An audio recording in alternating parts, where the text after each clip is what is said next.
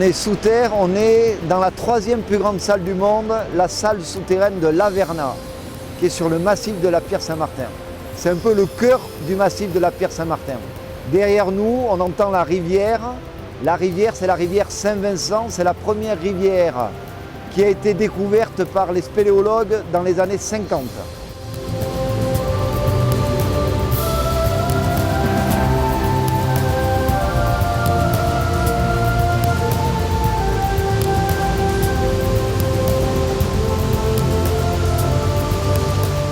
Au départ, les premiers spéléologues, ils n'avaient pas vocation à regarder le cadastre avant de s'engager sous terre. Donc ils ont découvert le réseau. L'entrée historique, c'est le gouffre l'Épineux qui est au col de la Pierre Saint-Martin. Et la salle Laverna, en fait, ils ont réalisé une topographie. Et c'est quand ils ont fait le report de cette topographie en surface qu'ils se sont rendus compte que la salle appartenait à 3 communes.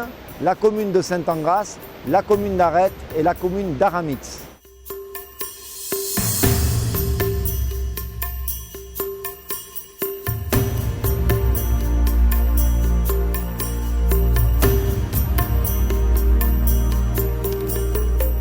Les premières expéditions, elles étaient coordonnées par un monsieur un professeur d'ailleurs, Cousins. Cousins, depuis tout gamin, il a parcouru la montagne basse parce que sa mère s'occupait des invalides de guerre à Montléon. Et lui, il s'ennuyait, donc qu'est-ce qu'il a fait? Son père était spéléologue et connaissait Édouard Martel qui était déjà venu ici pour explorer les gorges de Caqueta. Donc toutes les données, ces écrits de Martel, Cousins les a récupérés. Et grâce à ces données, il a commencé à explorer le massif. Donc il est parti du bas de Caqueta, là où il y a les grosses résurgences de la pierre.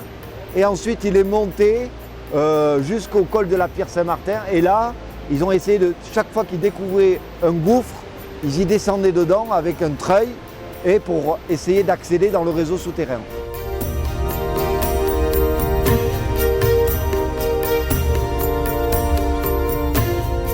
Le gouffre l'Épineux qui a permis de découvrir le réseau, c'est en 50 qu'ils l'ont découvert.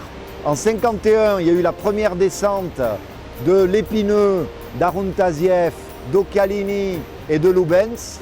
Et en 52, il y a eu une autre descente qui a permis de découvrir un peu le réseau. Et en 53, le 13 août 53, 5 spéléologues, 3 Lyonnais et un Belge et Georges l'Épineux sont arrivés en bas de l'Averna. Et pourquoi elle s'appelle l'Averna, cette salle? Tout simplement parce que dans cette équipe, il y avait ces 3 Lyonnais qui faisaient partie d'un club qui s'appelle le clan Laverna, qui est situé en Rhône-Alpes, dans une commune qui s'appelle Laverna.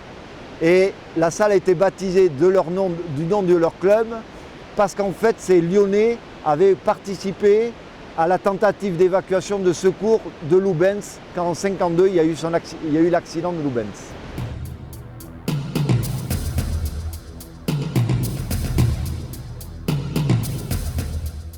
Alors la salle, elle a été parfaitement dimensionnée par une société qui s'appelle Atem 3D, qui a projeté des millions de points laser dans la salle. Et donc ils l'ont évalué à 3,6 millions de mètres cubes. Dans les dimensions, c'est à peu près 200 mètres, 220 mètres, 230 mètres, 250 mètres, parce qu'elle n'est pas parfaitement ronde, en diamètre, et en hauteur 194 mètres au point le plus haut. Si vous me dites demain le volume de Notre-Dame de Paris, vous savez ici c'est exactement 3,6, on dit 7 fois Notre-Dame de Paris. Il y a eu en fait, et c'est vrai que ça donne vraiment l'échelle de la salle, enfin pas tout à fait l'échelle mais la dimension de la salle, donc l'école polytechnique est venue dans la salle de l'Averna avant qu'elle soit aménagée et ils ont gonflé une montgolfière à l'intérieur et ils ont volé dans une montgolfière dans le bas de la salle de l'Averna.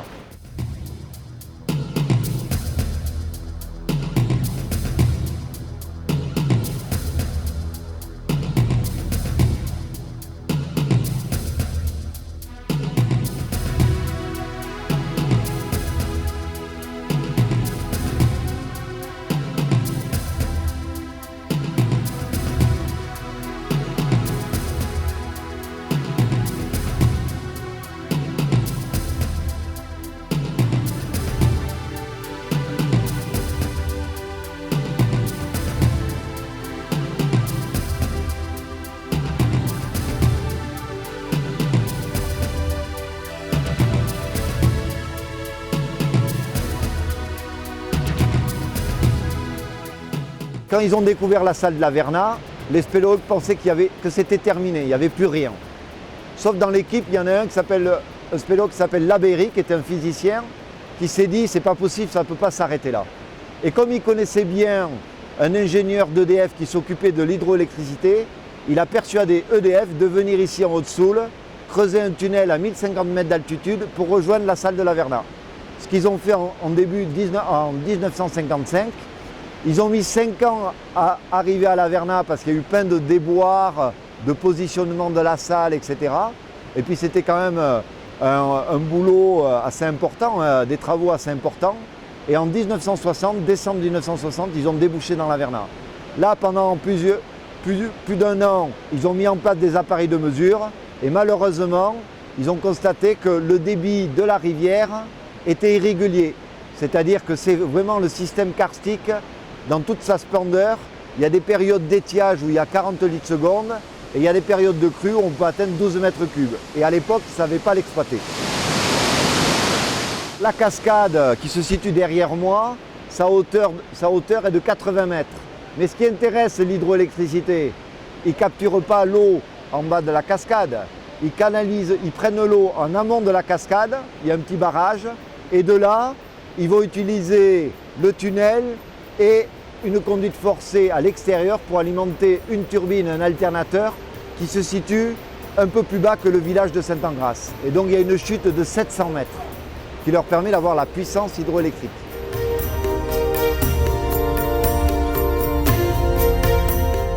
Alors la visite, il y a plusieurs types de visites. Il y a la visite d'1 heure où là les visiteurs ont l'option soit d'y accéder à pied, soit d'y accéder en navette. La visite d'1 heure, c'est un guide qui accompagne les visiteurs sur un cheminement qui a été réalisé pour qu'il n'y ait pas d'obstacles, pas de marche, et qui permet à toute personne, même ceux qui ont en mobilité réduite, de visiter la salle. Le parcours, c'est 660 mètres dans un tunnel artificiel d'EDF, et ensuite on découvre la salle progressivement. Donc d'abord il faut s'adapter à l'obscurité, et petit à petit, la salle se dévoile pour atteindre ce qu'on arrive à voir autour de nous, c'est-à-dire un éclairage qui est authentique, je dirais, qui c'est pas les flashs. Voilà, la salle, c'est pas adapté au public, c'est le public qui doit faire l'effort un peu d'ouvrir les yeux un peu plus grands qu'à l'extérieur pour découvrir la salle. Et après, vous avez des visites plus sportives qui permettent aux visiteurs d'aller un peu plus loin. C'est ce qu'on va faire d'ailleurs avec le groupe, où on va descendre un peu dans la salle pour aller jusqu'à la cascade, voire monter à gauche à la galerie Arandandi par une escalade de 80 mètres, voire remonter les grandes salles, remonter la rivière.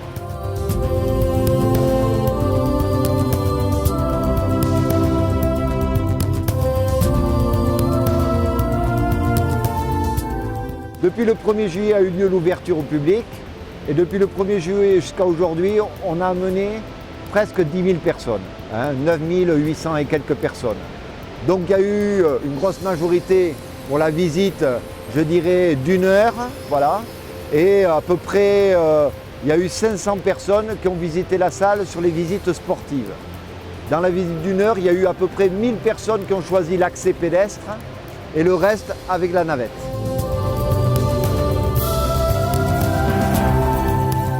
Les spélos étaient tout à fait favorables dans la mesure où le tunnel, depuis 1960, il était livré à lui-même. Il n'y avait pas eu du tout d'entretien. Donc pour les spélos, quand il y a eu la proposition de la CHEM, nous on a validé complètement le projet dans la mesure où ils allaient réhabiliter le tunnel. Et aussi, on avait aussi le droit toujours d'utiliser l'accès. Quand il y a eu le projet touristique, il en a été de même. Le groupe de pilotage a toujours défendu le fait que les spélos devaient avoir le libre accès à la salle. Ce qui est le cas aujourd'hui. C'est-à-dire aujourd'hui, les spéléologues du monde entier, membres d'une fédération, soit de la fédération française, soit d'une fédération étrangère, ont l'autorisation, moyennant une coordination, de visiter la salle de l'Averna, même lorsqu'il y a des visites touristiques.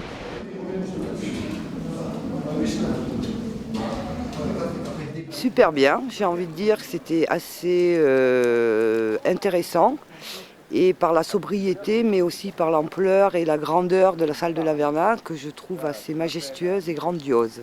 Alors c'était vraiment impressionnant, on a vu vraiment une salle immense, c'était vraiment grand. On a vu donc ils ont mis des personnages d'1,80 m en hauteur et tout en bas, et on se sent tout petit quoi. C'est tout voûté, c'est vraiment, vraiment magnifique. J'ai vraiment apprécié le moment et on veut revenir avec, à plusieurs pour faire les 8 heures complètement. Hop. Allez, allez-y.